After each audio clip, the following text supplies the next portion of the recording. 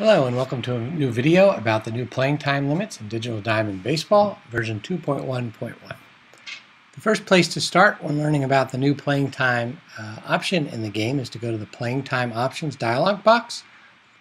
And as you can see, there are 5 options you can choose from. The first either enables or disables playing time limits. If this box is unchecked, the playing time limits will be ignored by the system, and if you check it, they will be in effect. The second option is the normalized limits based on the length of the schedule. And this is a really handy feature if you're replaying schedules that are shorter than were used in real life. For example, if the library you have is based on a 162 game season and you're replaying the season with only 81 games, the normalized limits based on length of schedule will cut the number of at-bats and batters faced for pitchers and hitters by 1/2 before they're considered to be overused. So this allows you to play shorter season replays and still take advantage of the playing time limits. The next option, the maximum player usage, determines at what point the computer will consider a player to be overused. The default is 110%, which means that each player will be able to be used 110% more than they were used in real life. And you can adjust this to whatever you think is useful for your season.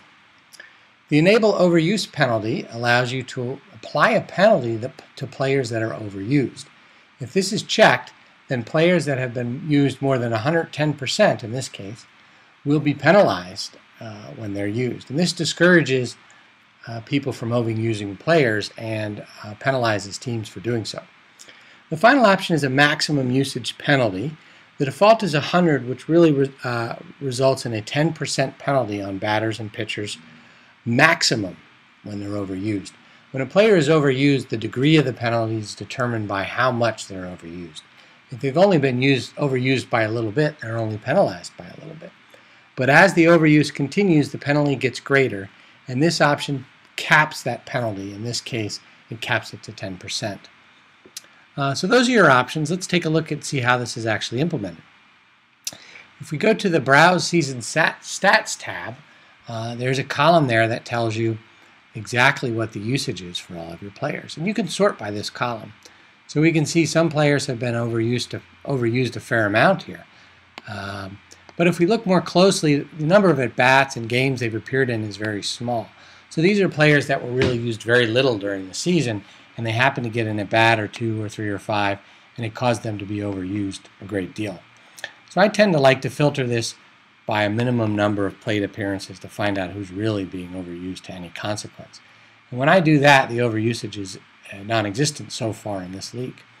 Same thing for pitchers. You can see some pitchers that are being overused here, but they haven't had too many batters faced. And we can filter that by, say, 25 batters faced and see who's really being overused. We do have one person, John Garland, who is being overused a little bit now by 3% over the penalty limit. Another place where you can see usage is in the reports, the roster report. Roster report now keeps track of usage and shows it in a column here. You can see for Arizona, they have a reliever who's being overused, and that's about it so far. Take a look at Atlanta. Atlanta has no overuse, and so on. So this column allows you to monitor usage of your team as the season progresses. An interesting thing about the season I'm showing you here is that I've only created a 20-game schedule for a season that lasted 162 games in real life. And because I had the normalized playing time limits checked, the playing time limits are scaled down to match the fact that I only have a 20-game season being played. Okay, so what I've done now is I'm playing a game where there are 2 players that happen to have overuse. John Garland, who's pitching right now, and Eli Whiteside, who is at the bat. Both players have been overused a little bit, and I wanted to show how you can notice and examine the penalties that are being applied. If you hover over the arrow here in the combined card, you'll see 2 new items that pop up, batter usage and pitcher usage. In this case, you can see there's a 2% penalty overall being applied to the batter and a 0.7% penalty being applied to the pitcher. So the batter's going to have a 2% less chance in terms of their on-base percentage, and the pitcher's going to give a 0.7 addition or bonus to the batter in terms of on-base percentage. And this is because both of them have been overused. So this gives you the ability to see what's going on during a game when people are using overused players. You can examine those penalties. I should mention that these penalties are only applied in scheduled games. Unscheduled games that are just for fun do not incorporate these penalties.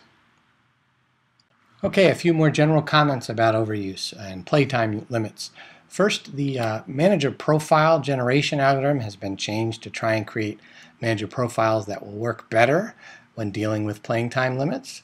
So if you're getting ready to do a serious replay with playing time limits, be sure to run the manager profile generation algorithm again so that it can try and do better at meeting the playing time limit restrictions. In addition, the draft algorithm being used has also been updated so that the computer manager will try and draft teams keeping in mind that it's going to be held to playing time limits. So it'll try and get enough at-bats and innings pitched across the entire roster so that the playing time limits can be met. Finally, if you're drafting as a human, you want to keep track of your playing time possibilities as well. So you don't want to draft a good third baseman who only has 200 at-bats, because you're going to need to field that position for the whole season. If you're doing this, there's a new option under the Human Manager dialog that allows you to ask the computer to suggest the best pick for your team. What this does is the computer will examine every position on your team and look for areas where you need more at-bats and more innings pitched, and then pick the best player to fill that role. So that's another handy way, in addition to the roster report, to keep track during draft to make sure you've got all your bases covered, so to speak. I think that's about it for playing time limits. This should really help. I've tested it with a number of seasons, and it's helped make replays a lot more accurate, especially older seasons, and seasons without as-played lineups for sure. And I think it'll be also a great feature for league play as well. So enjoy, and let us know if you have any questions or feedback.